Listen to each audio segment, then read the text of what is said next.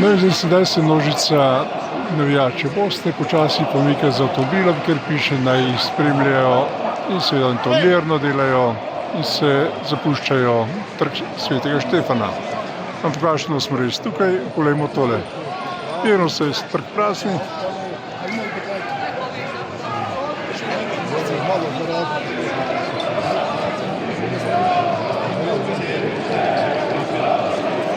To je to.